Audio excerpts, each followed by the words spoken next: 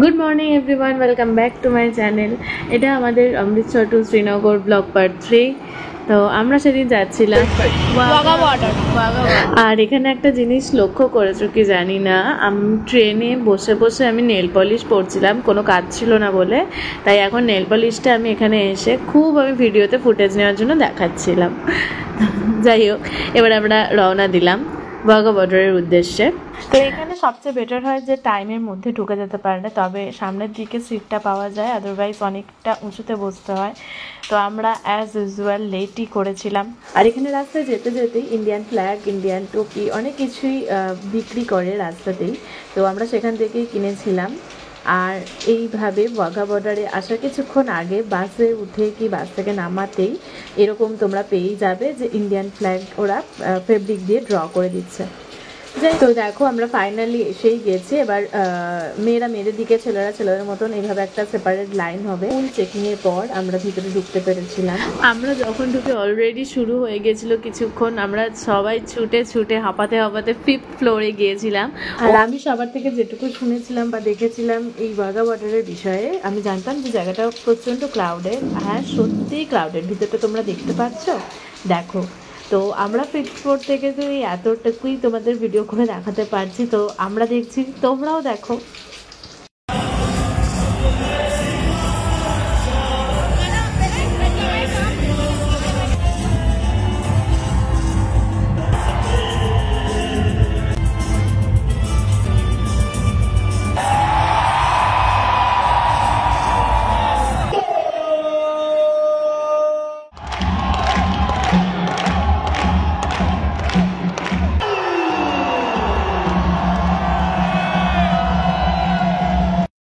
এবার একটু পাকিস্তানের দিকটাও দেখো।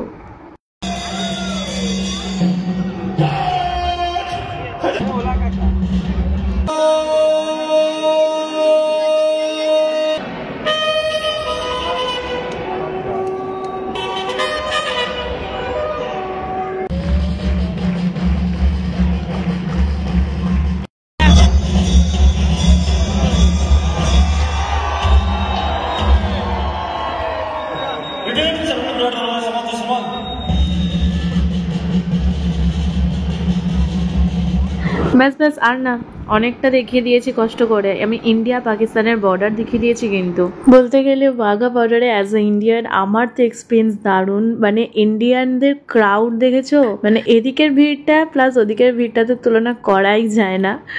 যাই হোক, আমার আফটারঅল এক্সপিরিয়েন্স গুড, দারুণ লেগেছে। আর ইন্ডিয়ানদের ক্রাউডটাই বুঝিয়ে দিয়েছিল যে ইন্ডিয়ানরা কতটা প্রভাবশালী, কতটা শক্তিশালী। I love my India. তো ব্যাস, সেদিনের মতন এটুকুই ছিল। ওখান থেকে তারপর আমরা বেরিয়ে আস্তে আস্তে প্রায় দেখো বিকেল গড়িয়ে সন্ধে হতে যায়। আমাদের বাড়ি ফিরতে ফিরতে অনেক রাত হয়ে গেছিলো। তারপর সবাই ডিনার করে যে যার রেস্ট নিতে চলে গেছিলো। তারপর কোনো ক্লিপস নেওয়া হয়নি। আমার তো পাঞ্জাবের 3টে দিন বেশ লাগলো, অনেক অনেক আমরা মেমোরি ক্রিয়েট করলাম। তো এখন বাই বাই বলার পালা পাঞ্জাবকে। এবার চলো যাওয়া যাক শ্রীনগর। তো নেক্সট মর্নিং আমাদের হোটেল ছাড়তে হতো। এই হোটেলটা মানে পাঞ্জাব থেকে আমরা বেরিয়ে যাব এবার শ্রীনগরের উদ্দেশ্যে। তো তার জন্য আমাদের যে টোটাল গ্রুপটা ছিল, গ্রুপের জন্য 2টো ট্রাভেলার লেগেছিল। তো ব্যাস, এবার চললাম আমরা শ্রীনগরের উদ্দেশ্যে। আর জানলার ধারে বসে এই ধরনের ক্লিপস নেওয়া তো ম্যান্ডেটরি। তারপর তাই আমিও নিয়েছিলাম। খুব আনন্দ মজা করে যেতে থাকলাম, কিন্তু এই আনন্দটা আমাদের বেশিক্ষণের জন্য ছিল না। আমরা তখন তোমরা নিজেরাই জানতে পারবে। তো যাই হোক, এখানে আমরা রাস্তার মাঝখানে এত গরম ছিল, যার কারণে আমরা এই হলদিরামস থেকে বাপি 2টো বোতল কিনেছিল জলের, যেগুলো 50 টাকা করে একটা বোতল নিয়েছিল, যেটা নিয়েই হাসাহাসিটা চলছিল। তো আঙ্কেল এখানে অবাক হয়ে উঠেই পড়েছিল কথাটা শুনে। যাই হোক, আমি এবার একটু টেস্ট করে তো দেখবই, কারণ সাদা মনে কাদা নিয়ে আমি বোতলের জলটা টেস্ট করতে গেছিলাম যে 50 টাকার বোতল আর 10-20 টাকার বোতলের মধ্যে কি ডিফারেন্স জলের।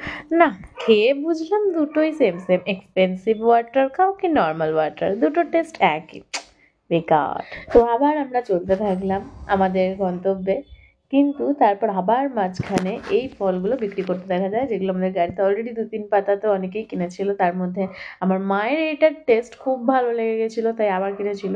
কিন্তু আমার কেমন একটা যেন লেগেছিল, এটার নাম কি জানলে কেউ বলো।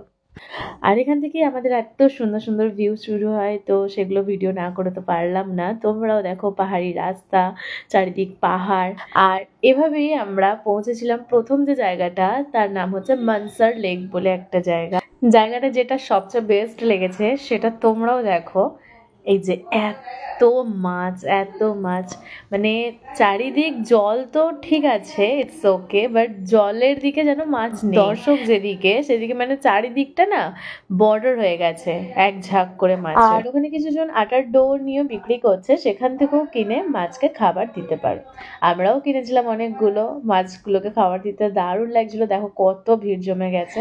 আর ওখানে ছোট থেকে বড় সব রকম আমরা মাছ দেখেছি। বড় সাইজগুলো, এতটা বড় বড় সাইজের মাছ। আর আমরা একটা কচ্ছপ দেখতে পেয়েছিলাম একদম কোণের দিকে, সেটা তোমাদের দেখাতে পেরেছি কি জানি না। এই যে আমার ভাই খাবার দিচ্ছে। জায়গাটা ভিজিট করে ভীষণ ভালো লাগলো, বিশেষ করে মাছগুলো দেখে। তো ব্যাস ওখানে আমরা এইটুকুই করে দেন আমরা আবার গাড়িতে ব্যাক করেছিলাম, কারণ ড্রাইভারের টাইম দেওয়া ছিল এইটুকুই। দেন আমরা আবার চলতে থাকি। তো পার্ট 3টা এতটুকুতেই শেষ করছি, কারণ অনেকটা লেন্দি হয়ে যাবে, পুরো ঘটনাটা একটা ভিডিওতেই বলা সম্ভব নয়। তাই আবার ওয়েট করো পার্ট 4-এর জন্য। হ্যাঁ, পার্ট বেশি হচ্ছে ঠিকই, বাট আমি সবটা তোমাদের সাথে শেয়ার করব বলে ডিসাইড করেছি যখন, করবই। তো এই ভিডিওটা এখানেই শেষ করছি, দেখা হচ্ছে নেক্সট ভিডিওতে। ভালো লাগলে অবশ্যই লাইক, কমেন্ট, শেয়ার করো। টাটা।